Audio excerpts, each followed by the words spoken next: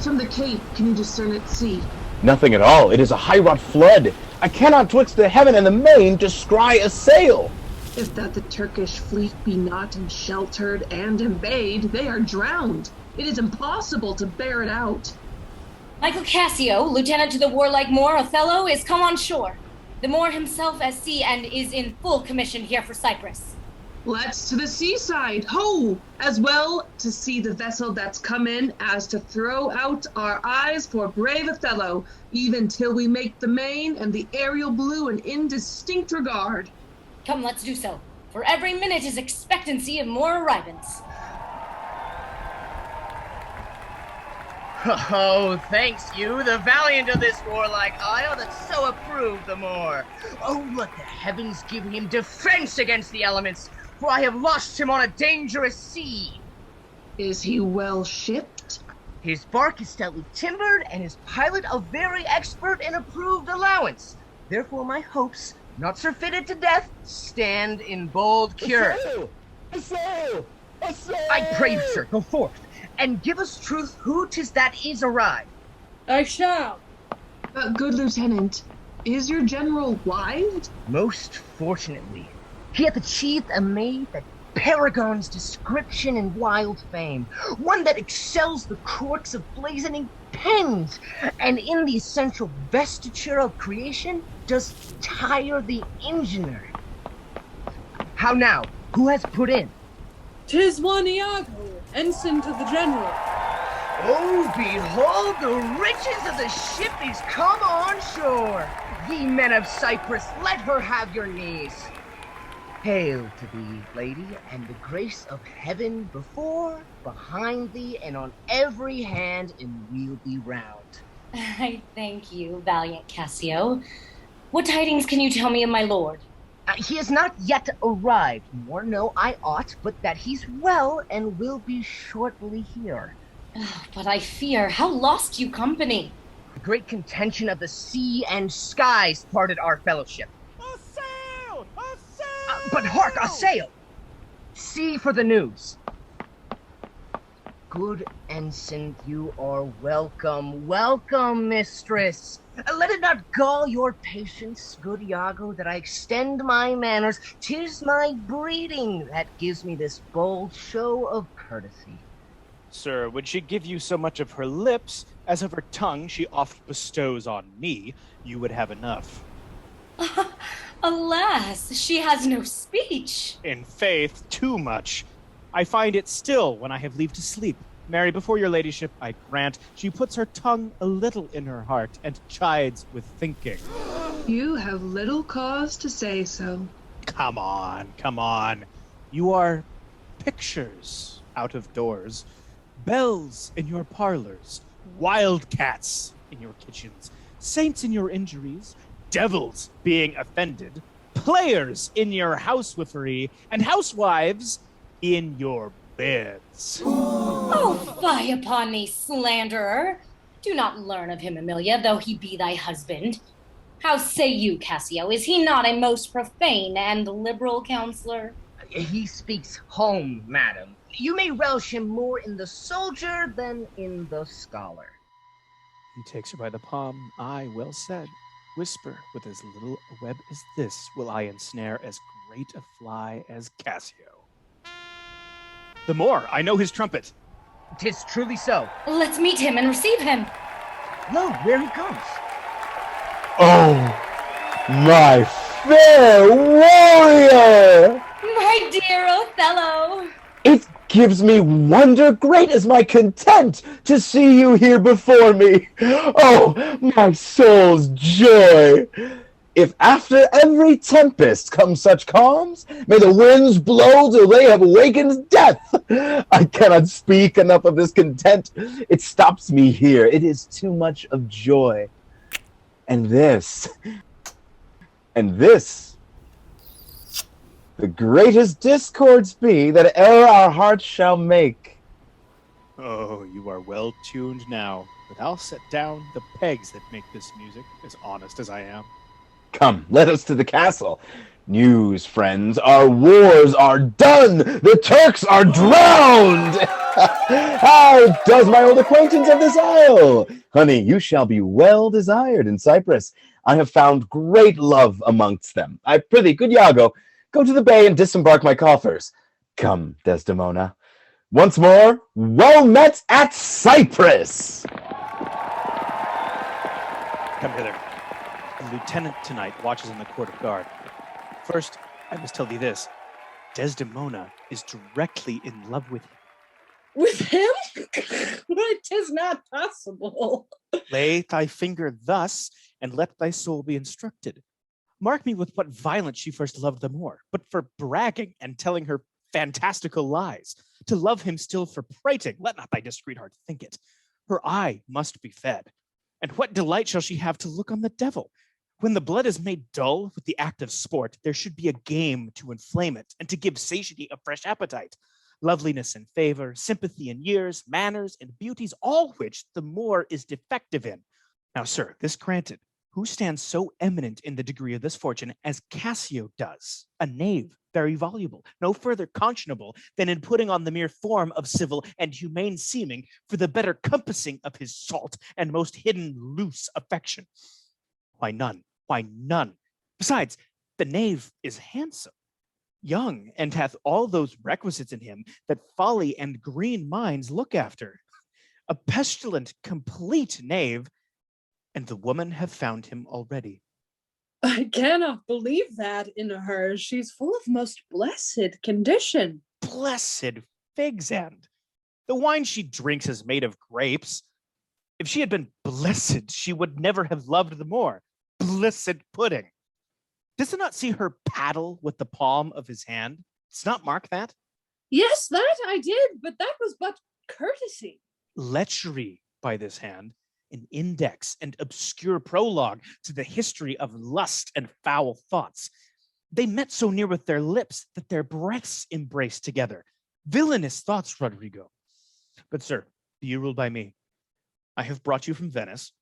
Watch you tonight, for the command I'll lay it upon you. Cassio knows you not. I'll not be far from you.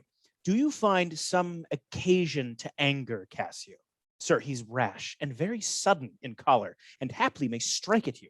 Provoke him that he may, for even out of that will I cause these of Cyprus to mutiny, whose qualification shall come into no true taste again, but by the displanting of Cassio. So shall you have a shorter journey to your desires by the means I shall have then to prefer them, and the impediment most profitably removed, without the which there were no expectation of our prosperity. I will do this if I can bring it to any opportunity. I warrant thee. Meet me by and by at the citadel. I must fetch his necessaries ashore. Farewell. Adieu. That Cassio loves her, I do well believe it. That she loves him, 'tis apt and of great credit. And more, howbeit that I endure him not, is of a constant, loving, noble nature, and I dare think he'll prove to Desdemona a most dear husband. Now I do love her too, not out of absolute lust, though peradventure I stand accounted for as great a sin, but partly led to diet my revenge, for that I do suspect the lusty Moor hath leaped into my seat, the thought whereof doth like a poisonous mineral gnaw my inwards, and nothing can nor shall content my soul till I am evened with him wife for wife. Or failing so, yet that I put the Moor at least into a jealousy so strong that judgment cannot cure. Which thing to do, if this poor trash of Venice, whom I trace for his quick hunting, stand the putting on, I'll have our Michael Cassio on the hip, abuse him to the Moor, in the right garb, make the Moor thank me, love me, and reward me for making him egregiously an ass and practicing upon his peace and quiet even to madness. 'Tis here, but yet confused. Knavery's plain face is never seen till used.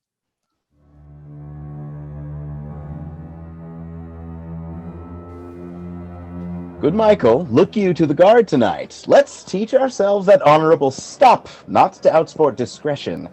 Iago hath direction what to do, but notwithstanding with my personal eye, will I look to it.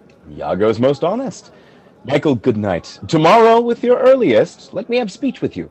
Come, my dear love. The purchase made, the fruits are to ensue.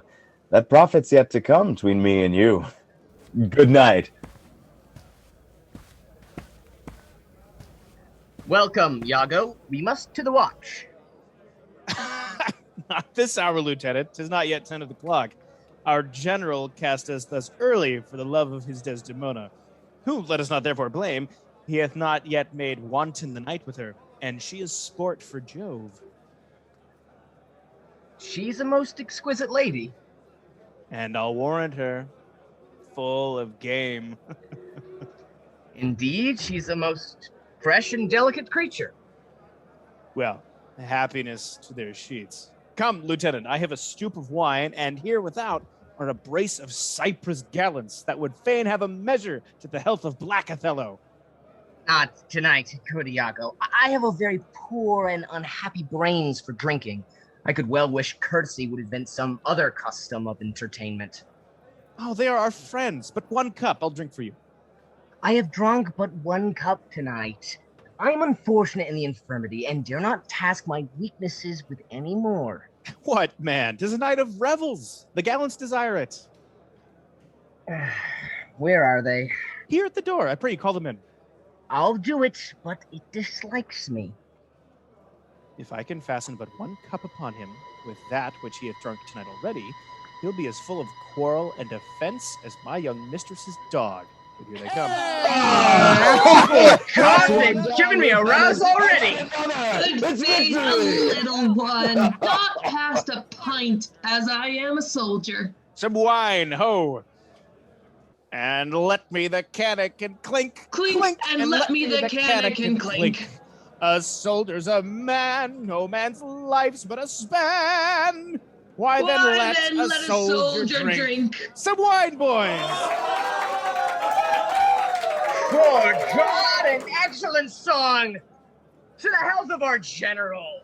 I am for it, Lieutenant, and I'll do you justice. Well, God above all, and there be souls must be saved, and there be souls must not be saved. It's true, good Lieutenant. For mine own part, no offense to the general, nor any man of quality, I hope to be saved. And so do I, Lieutenant. Aye, but by your leave, not before me. The lieutenant is to be saved before the ensign. Let's have no more of this. Let's to our affairs. God forgive us our sins. Gentlemen, let's look to our business. Do not think, gentlemen, I am drunk. This is my ensign. This is my right hand. This is my left. I am not drunk. Now, I can stand well enough. I speak well enough. Excellent, Excellent, well. Aye, very well then. I must not think then that I am drunk. To the platform, masters. Come, let's set the watch. You see this fellow that's gone before? He is a soldier fit to stand by Caesar and give direction, and do but see his vice. 'Tis to his virtue, a just equinox, the one as long as the other. 'Tis pity of him. I fear the trust Othello puts him in. It were well the general were put in mind of it. Perhaps he sees it not, or his good nature prizes the virtue that appears in Cassio, and looks not on his evils. Is not this true? Oh, now, Roderigo, I pray you, after the lieutenant, go. And 'tis great pity that the noble Moor should hazard such a place as his own second with one of an ingraft infirmity. It were an honest action to say so to the Moor. Not I for this fair island. I do love Cassio well, and would do much to cure him of this evil. But hark, what noise? Soon, you rogue! You rascal! What's the matter, Lieutenant? A knave teach me my duty? I'll beat the knave into a friggin' bottle! No, beat me! Dost thou break, rogue? Nay, good Lieutenant, I pray you, sir, hold your hand. Let me go, sir, or I'll knock you over the master. Come, you're drunk. Drunk?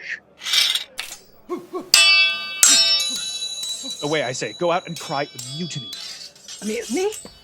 A mutiny? Hey, good lieutenant! God's will, gentlemen! Help, lieutenant!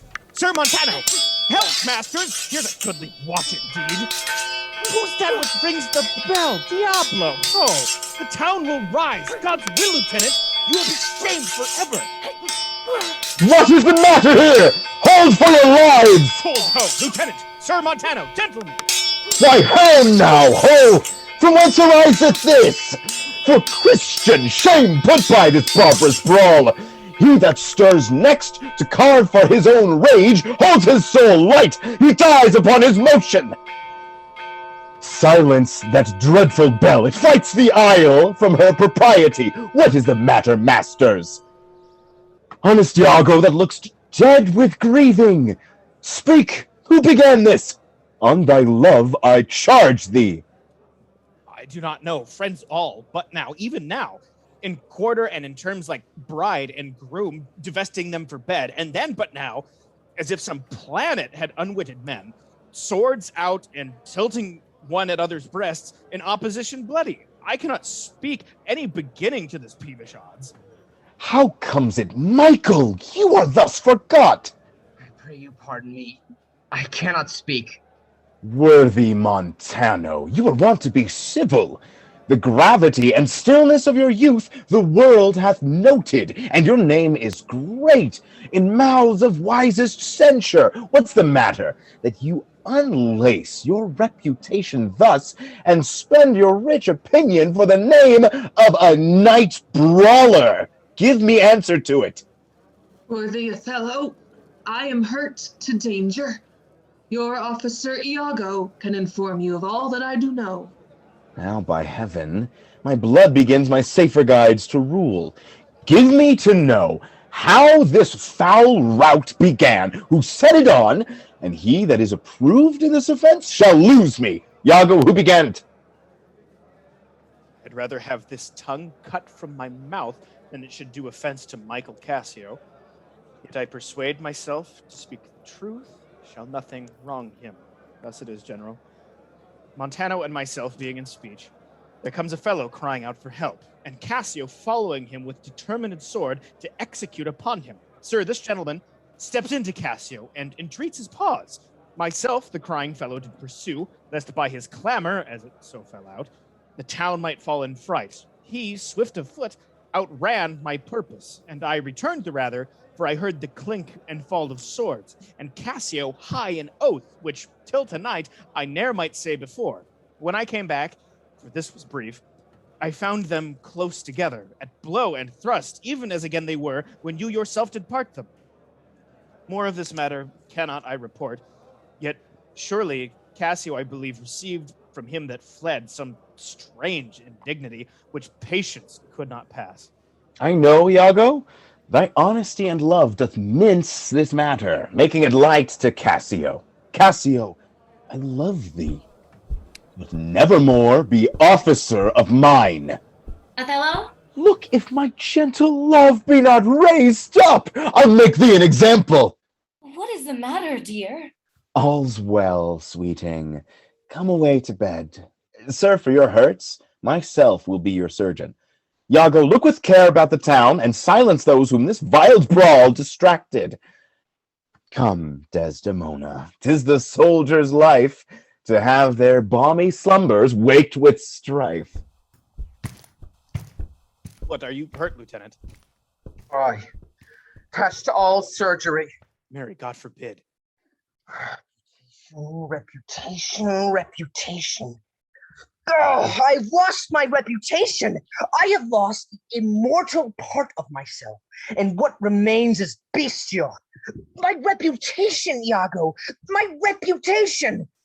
As I am an honest man, I thought you had received some bodily wound. There's more sense in that than in reputation. What, man, there are ways to recover the general again. You're but now cast in his mood, a punishment more in policy than in malice. Sue to him again, and he's yours. I will rather sue to be despised than to deceive so good a commander with so slight, so drunken, so indiscreet an officer. What was he that you followed with your sword? What had he done to you? I know not. Is it possible? I remember a mass of things, but nothing distinctly. A quarrel, but nothing wherefore. Oh, God, that men should put an enemy in their mouths to steal away their brains? Why? But you are now well enough. How came you thus recovered? I have passed the devil drunkenness to give place to the devil wrath. One unperfectness shows me another to make me frankly despise myself. Come, you're too severe a moraler. I could heartily wish this had not befallen, but since it is as it is, mend it for your own good. I will ask him for my place again. He shall tell me I am a drunkard. I'll tell you what you shall do. Our general's wife is now the general. Confess yourself freely to her. Importune her help to put you in your place again. She is of so free, so kind, so apt, so blessed a disposition. She holds it a vice in her goodness not to do more than she is requested. This broken joint between you and her husband, entreat her to splinter. And my fortunes against any lay worth naming, this crack of your love shall grow stronger than it was before. You advise me well. I protest in the sincerity of love and honest kindness. I think it freely, and betimes in the morning, I will beseech the virtuous Desdemona to undertake for me. I am desperate of my fortunes if they check me. You are in the right. Good night, Lieutenant. I must to the watch. Good night, honest Iago.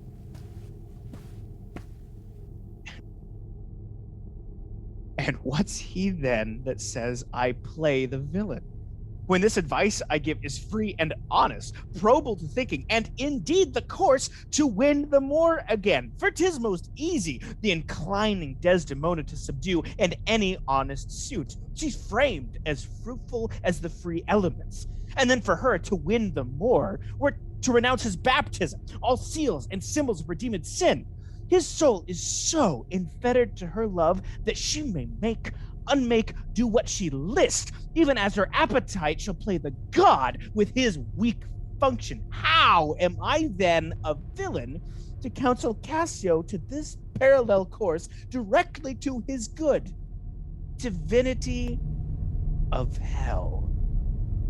When devils will the blackest sins put on, they do suggest at first with heavenly shows, as I do now. For while this honest fool plies Desdemona to repair his fortune, and she for him pleads strongly to the more, I'll pour this pestilence into his ear, that she repeals him for her body's lust, and by how much she strives to do him good, she shall undo her credit with the more.